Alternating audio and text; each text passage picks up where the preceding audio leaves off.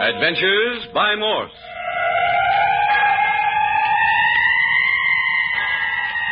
Carlton E. Morse presents You'll Be Dead in a Week, featuring Captain Friday. If you like high adventure, come with me. If you like the stealth of intrigue, come with me. If you like blood and thunder, come with me.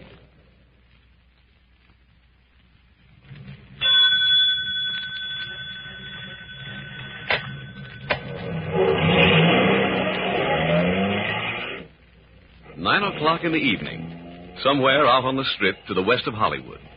In case you don't know, the Strip is a portion of Sunset Boulevard, which runs through and adjacent to some of the more exclusive residential districts between Hollywood and the Pacific Ocean. In the Strip are some of the more expensive shops, salons, and eating and drinking places. The Strip is not a portion of Los Angeles Captain Friday and his operative Skip Turner would be apt to patronize. Certainly not the flossy drinking establishments with soft lights, boudoir furnishings, and intimate music. And yet, here they are, Captain Friday and Skip Turner, uncomfortably seated on two small chairs before a too-small table in a half-lighted corner of Maggie's intimate drinking salon. Hey, Captain. Huh? You sure enough trying to bore me to death. You aren't any more bored than I am. Well, then what are we sticking here for? All this plush and soft lights and elegance. Business. We gonna do business in Maggie's intimate drinking saloon? Not saloon. S-A-L-O-N? Salon. Well, pardon me while I arch my pinky. Oh.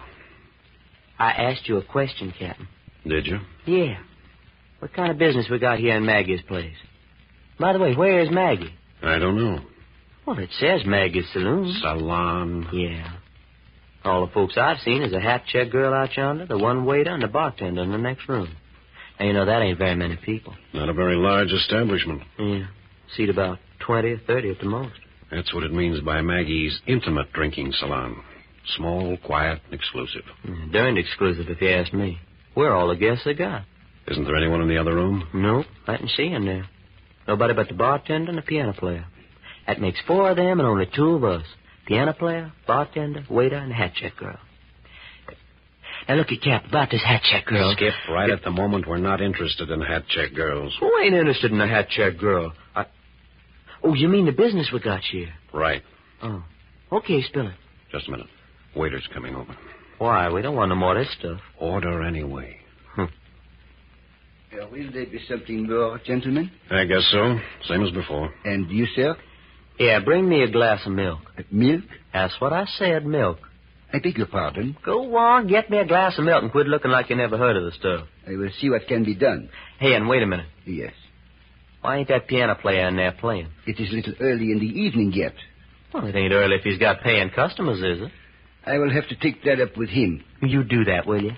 And tell him to rip off the last roundup or the Darktown Strutter's Ball, something like that. I will mention your suggestions to him. Darktown Strutter's Ball. No, I don't think he cares for me. Can you blame him?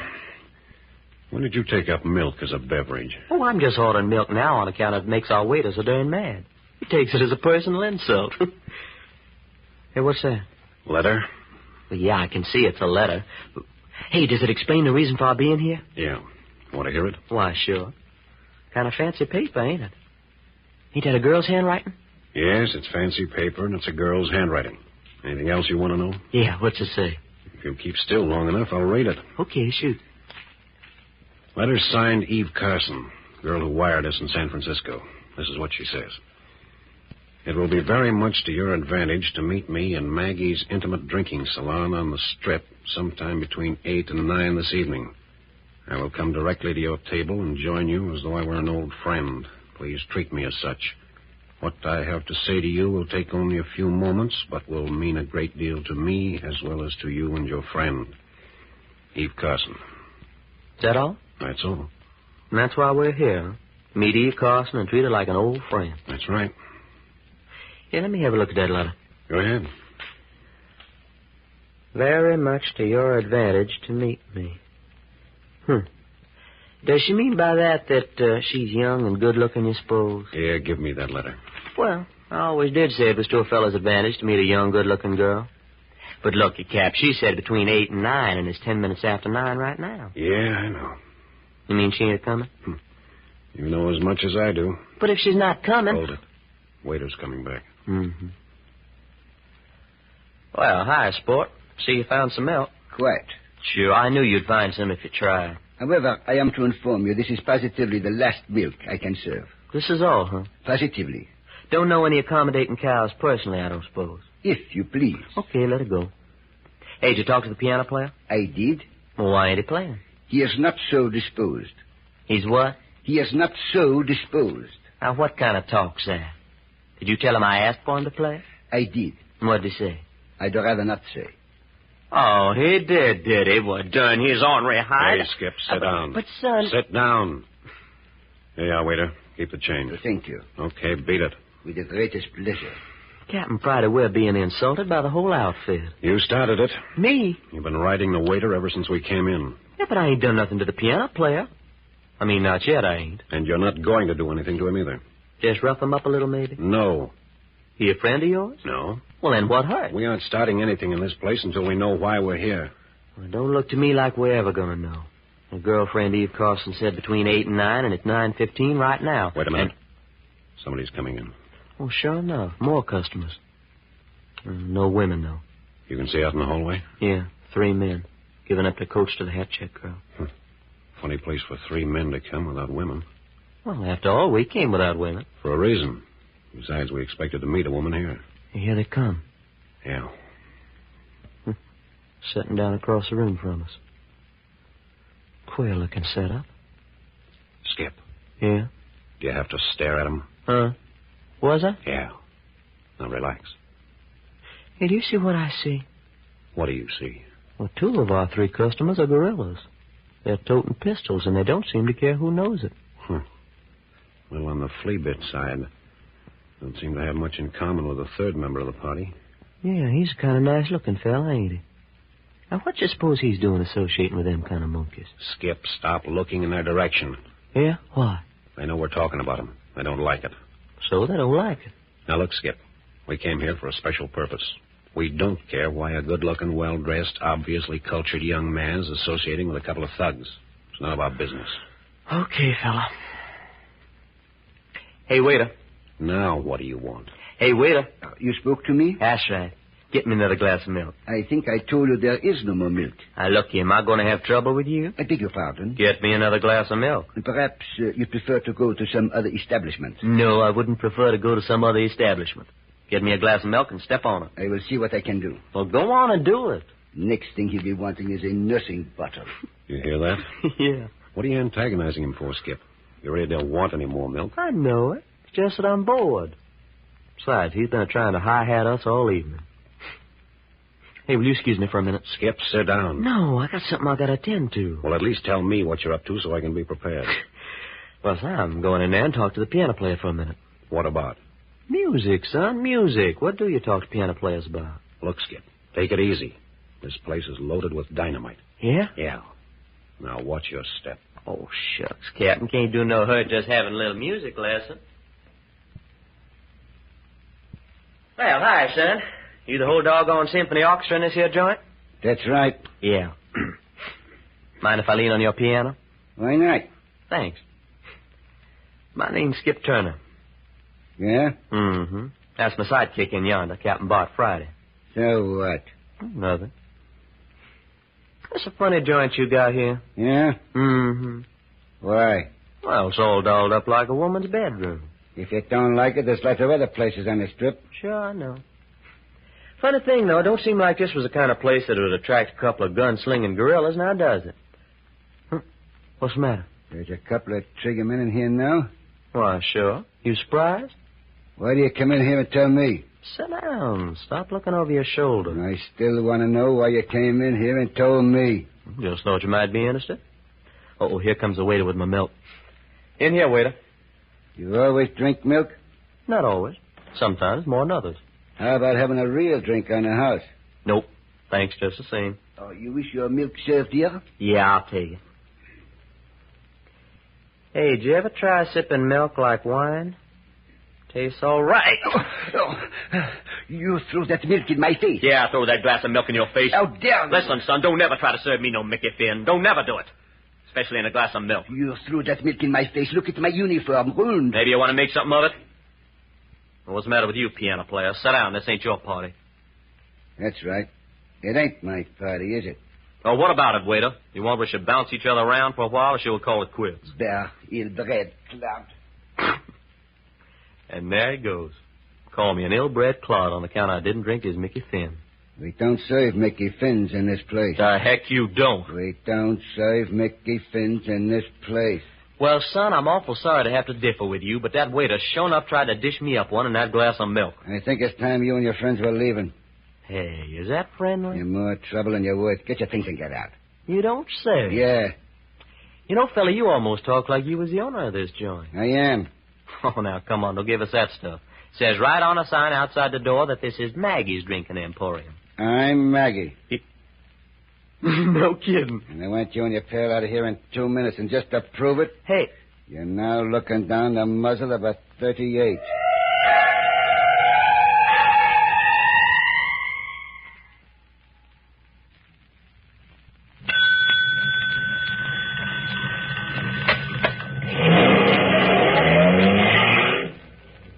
Captain Friday and his right-hand man, Skip Turner, rushed from San Francisco to Hollywood on a strange and mysterious mission. They were directed to Maggie's intimate drinking salon on the Sunset Strip, where they were to meet a certain Eve Carson. So far, all they've discovered is Maggie, and Skip has just found out that Maggie is a pretty tough customer. I'm Maggie. no kidding. I want you and your pair out of here in 2 minutes. And just to prove it, Hey. you're now looking down the muzzle of a 38. Well, darned if I ain't. Hey, that was a cute trick, flipping a pistol out of your coat that way. Never mind the compliment. Gather up your pal and get going. Can you play that 38 as good as you play the piano? I hope for your sake I don't have to show you. Yeah. Well, I'm mighty glad to see you're standing up. What do you mean? Because I just hate hitting a fellow when he's sitting down. Oh, goodness, son. You sure did go down easier than I expected. Feeling kind of rubbery in the knees. Mm-hmm. Well, it's just like I always said. A fella shouldn't never ought to pull a gun unless he intends to use it. Fella, you're just playing out on your feet. That's it. Sit down. Okay, sprawl on the piano if that's how you feel. I gotta be getting back to Captain Friday. Nice meeting you. Be seeing you later. Hey, Captain, you... Well, I'll be doggone, a little old female girl. Where'd you get her, boss? Don't pay any attention to him. He's only Skip Turner. Hello, honey. Hello, Skip. She's ours, all right, ain't she? What's that? I mean, she's the little old Eve Carson sugar we've been waiting for. Yes, she's Eve Carson. Where'd we get her? She came in while you were in the other room with the piano player. What happened? Oh, I had to smack him a little. He's in there now with his head in his arms laying over the keyboard, listening to the birdies. And say, you know who he is? No. Do you? Why, sure, he told me. He's Maggie. Maggie? Sure, you know. Maggie's Intimate Drinking Saloon. Salon, Skip. Yeah. Ain't that a heck of a name for a man? Maggie. His name isn't Maggie. But he said he owned this place. That's right, but his name isn't Maggie. Well, he can't amount to very much. Playing his own piano, acting as his own bouncer in his own little dive. That's where you're mistaken. Skip, Yeah? how did you get away with it? What, you mean socking him? Yes. People don't smack Blackie North, Who's Blackie North? the owner of this place. The man you hit. A gang leader and plenty dangerous. Him dangerous? Yes. And what I want to know is why hasn't one of his triggermen shot holes in you? Triggerman? See here. Who are you, anyway? Eve Carson? Sure, we know that. But who are you? Why did you ask us to meet you in this hangout? Why is it to our advantage to meet you? Who's Blackie North, and why does he have triggermen? And what connection have you with him? Well, that's a lot of questions. And I want a lot of answers. You'll get them. Don't worry. Yeah, and there's one more thing I want to answer to. What's that? I want to know why that good-looking boy and them two gorillas across the room haven't taken their eyes off you since I come back to the table. And you'll get an answer to that, too. You mean those 3 men over there are in this, too? Yes. Those two rats are a couple of Blackie North's torpedoes. Yeah? And who's the good-looking dude? Oh, that's Wesley. Wesley, huh? Yes, my brother, Wes Carson. Oh, yeah. Captain, that there's her brother, Wes Carson. Yeah, I heard her. Apparently Wesley doesn't like his sister out with a couple of strange men in a dump of this kind. And I don't know as I blame him so much at that. Hey, how about me going over and introducing myself and bringing them over here? Oh, no. Why not? For 2 reasons. First? Well, one of those gunmen will probably blow a hole in anyone who goes near Wes. You don't say. Second? What? You said you had 2 reasons for not going after your brother. Oh, second. Well, I've got to tell you why I asked you to come here before anything more happens. Oh, you're expecting something more to happen? Well, it's bound to, since Skip here slapped Blackie North around. Okay. Relax and tell us about it. Well, first, I've got to tell you who Wes and I are. We're the only members of our family left. I'm 24 and Wesley's 28. And between us, we're worth maybe $1 million, maybe $2 million. Doggone, little old female gold mine. Well, that's what a lot of the smart boys thought. Nobody's worked me yet. Yeah? Go on with your story, Eve. Oh, yes. We came to California about 2 years ago after Father, our last living relative, died in the East. We loved it out here. The first year, just getting acquainted. All the resorts and places to play. Oh, it was wonderful. Finally, about a year ago, we rented a house in Beverly Hills because Wes thought it would be fun to be near Hollywood and thought we might get acquainted with some of the motion picture crowd. What's all this leading to? To what's happening tonight. I'm almost through now. About 2 weeks ago, something happened to my brother. He was coming downstairs to breakfast one morning when he suddenly lost consciousness and plunged head first downstairs. Oh, I get it. He bumped his head in the fall, and he ain't been the same ever since. And now he's mixing with gangsters. No, I almost wish it was that. What did happen? Well, he wasn't hurt in the fall, but he went to our doctor to find out why he lost consciousness. And why did he? Well, that's the whole story. There's something dreadful the matter with him. Something incurable. I don't know much about it. All I know is the doctor told Wes, in a week, you'll be dead. What's that? Hey, he didn't. Yes, he did. In so many words. In a week, you'll be dead. You didn't just take one doctor's word for it. Oh, no. We checked with 3 other specialists. And they all say in a week your brother over yonder will be dead? Yes. Well, where do we come into the picture? Well, I heard about you boys. Read about some of your adventures. I mean, you sounded like the kind of men a couple of people in trouble could depend on. You're darn tootin', honey. Just a minute, Skip. Huh? Let's hear what you have in mind first, Miss Carson. Well, it's perfectly simple. Naturally, when Wes heard the bad news, he was hit pretty hard. He didn't make a big scene or anything, but he kind of shrugged his shoulders and said, what have I got to lose? And he's been running wild ever since? Well, he's been doing everything he can think of that amuses him. And right now, it amuses him to be tied up with Blackie North and his bunch of cutthroats. Yes. And what do you want us to do? Look, he's only got a week more to live. Well? Well, if you two could sort of look out for him, take care of him, protect him. Protect him from what? Why, from himself, I suppose. It's a funny assignment. Oh, no, it isn't. Look, you don't understand. Well, if he's got to die, at least he can die with a family name clean, not as a criminal. Well, say some more. What else? Well, that's all. Get him out of Blackie North's clutches. Keep him out of the hands of the police. Keep him from losing his life in some crazy or criminal experience, or from committing suicide when he's low in his mind. Keep him from hurting himself or anyone else for this week that's left. Hey, now, that's an order that is an order. In other words, your brother figures he's got just a week to live, so what difference does it make what he does or how he does it? Yes, that's it, exactly. Well, honey, it ain't pleasant to say, but what difference does it make? Oh, no, he mustn't. He's fine and clean and good. He's always lived that way until this happened. He can't become something evil now, something that society once wiped out, something to make sensational headlines for the paper. Oh, no, he mustn't. If I get you right, you want us to curb his last week of fun just so you can write, he was a good man on his tombstone. You're wrong. You were never more wrong. I want him to have all the fun and excitement he wants. All I'm asking is that you folks keep him out of trouble, keep him out of jail, keep him from harm or violence. Oh, so that's it. And him not caring what he does. Well, it's worth $10,000 to me. $10,000? Cappy, that ain't hay. You mean that? $10,000 and expenses. And here's 1,000 in small bills to show good faith. Yeah? What about it, Skip? Put that grand in your pocket before she changes her mind. All right, Miss Carson. It's a bargain. And a bad one, if I'm not mistaken. It won't be easy. The police are looking for Wes right now. What's that? Hey, you didn't tell us that. Why should I? Hey, Cappy, trouble's coming up. What sort of trouble? Well, I've been watching the hat check girl. This is the third time she's turned customers away. She keeps telling people the place is full up. Not letting anyone in, huh? Uh-huh. Blackie North still unconscious on the piano in the next room? Yep, still laying just like a left him. Miss Carson. Yes. I think our first move to help your brother will be to free him from those 2 trigger men over there. Well, they're just Blackie North's men. If you really want to help him, free him from Blackie North. Eventually. But first we'll wrap up those 2 guerrillas. Skip. Yeah. I'll go get them. Hey, what about me? You sit tight with Miss Carson. Keep an eye on the next room and especially watch the back door. Don't let anyone poke a gun through a crack and open up on us. Well, you'll be shot down before you get halfway across the room to my brother. Are those 2 men with your brother? Yes. Watch and see. Keep me covered, Skip. Dive in when I yell. You bet you.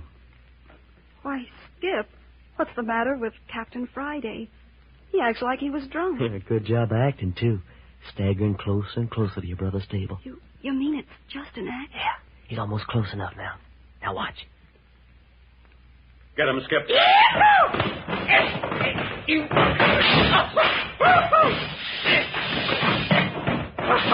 Atta boy, Captain, that's both of them. And now, if you'll excuse me, son, I'll tap that waiter on the chin and make it 100%.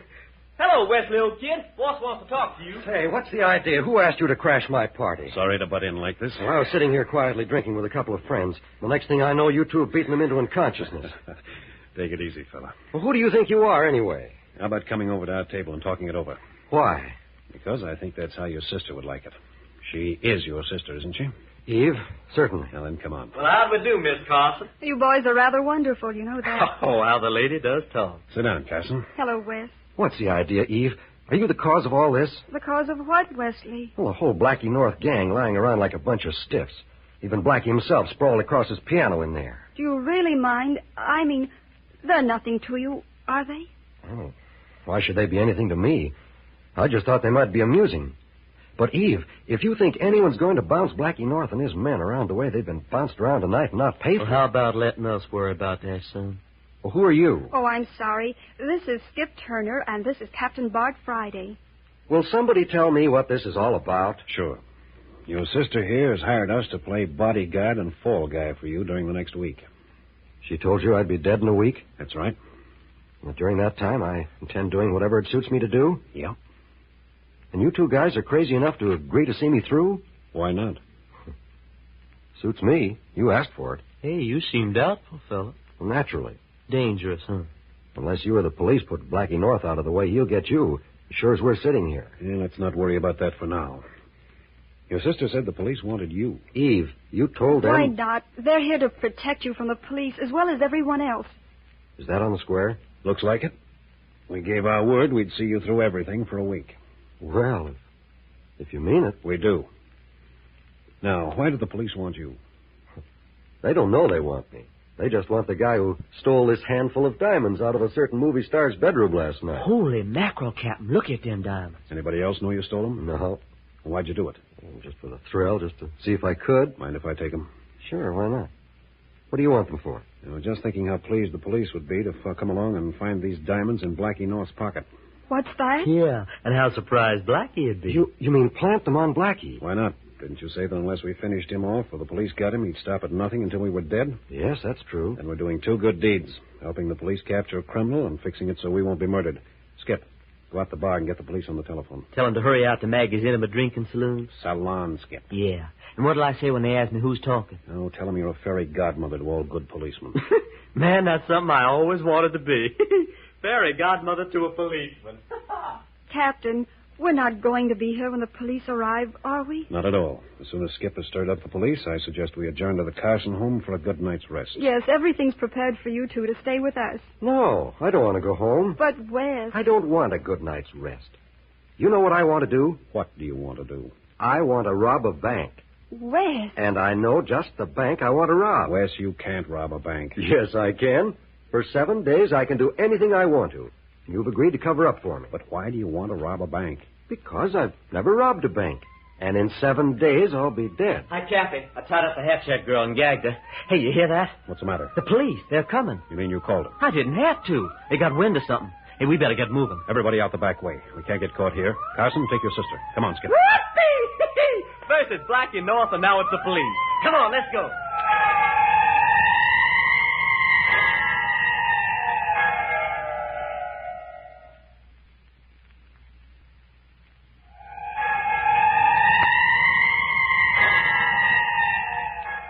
Here is a strange assignment for Captain Friday and Skip Turner.